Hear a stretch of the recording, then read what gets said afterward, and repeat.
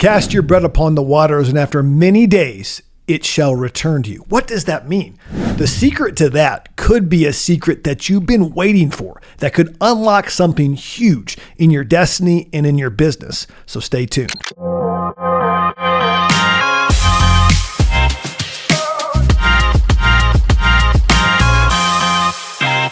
Hey guys, I'm Jay Lehman. I am a licensed real estate agent here in Champaign, Illinois, but also I love to talk about kingdom principles in business. And I want to talk about Ecclesiastes, specifically Ecclesiastes 11. Now, the book of Ecclesiastes was written by Solomon, they think, at the end of his life. For those that don't know, Solomon was gifted wisdom. We believe that he was the wisest man other than Jesus ever to live, had knowledge about plants, had knowledge about animals, had knowledge about building. He was a great architect. But he gets to the end of his life and he's giving some snippets in Ecclesiastes about what he has learned through everything. And I want to talk about chapter 11 because chapter 11 is something, especially the first 8 verses, that can really unlock something for you in business because it talks about sowing, it talks about reaping, it talks about casting your bread. So buckle up, here we go. Verse 1, it says this: "Cast your bread on the surface of the waters, for you'll find it after many days. Divide your portion to 7 or even to 8, it says in verse 2, for you do not know what misfortune may occur on the earth." You know, bread is what God gives us to sustain us. There is seed and there is bread. You plant the seed, but bread is used to sustain us. And so God's saying, hey, take some of what I've given you to sustain you and cast it upon the waters. And after many days, it will return to you. And I believe he's challenging us to be generous. As we cast our bread upon the waters, we don't know what will happen. But what we do know is that it will be returned to us. I also love what he says is this, if in verse 3, he goes on to say, "If the clouds are full and they pour out rain upon the earth, and whether a tree falls toward the south or toward the north, wherever the tree falls, there it lies. He who watches the wind," verse 4, "will not sow, and he who looks at the clouds will not reap."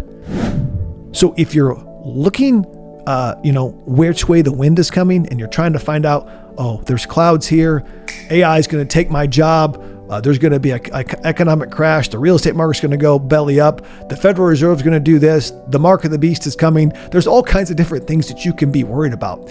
And there's never, in the natural, a perfect time to sow. There's always something that you could do. But God's saying, don't look in the natural. He says, don't look at the wind. Don't look at the clouds. Look at me. And when you look at me, go and sow, for when you sow, you will reap. It says, just as you do not know the path of the wind, or how bones are formed in the womb of a pregnant woman. He says, you don't know how bones are formed. You don't even know the wind. You are limited in your knowledge.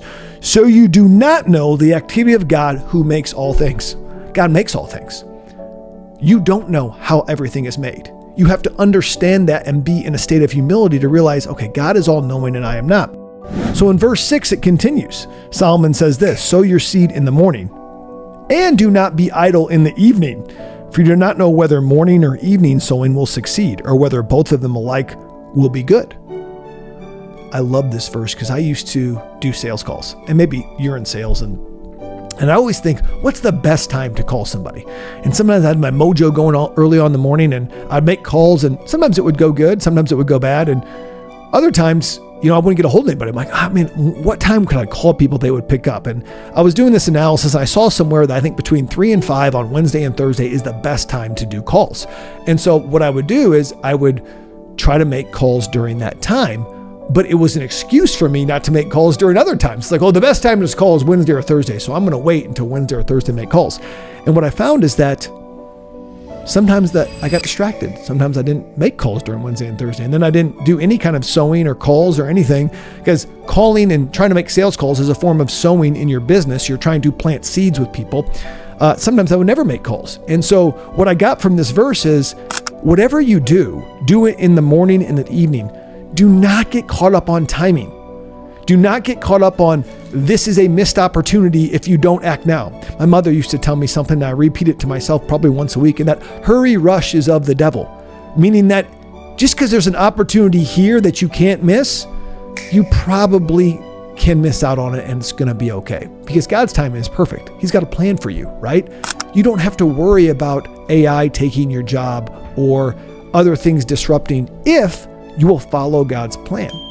I believe if you're sowing in the evening and not looking at the clouds, not looking at the wind of all these distractions, wars, social unrest, politics, religion, scandals, the Middle East, whatever it may be, COVID, whatever it may be, whatever distracts you, I want you to focus rather on sowing. When you focus on sowing, you will reap a harvest. Remember what Genesis 8:22 says. It says this, as the earth remains, seed time and harvest.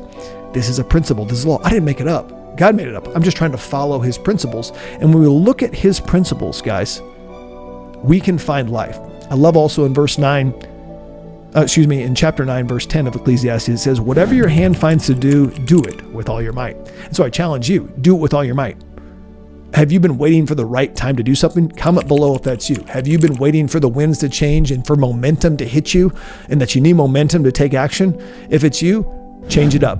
Go out there and take action. Ask the Holy Spirit to empower you. When you do that, you will move in faith and you will see mountains move in the business world so that you can have success. Guys, if this brought you value, would you like, would you subscribe? Would you ring the bell for notifications? Thank you for listening and watching. Let's go and bring the kingdom.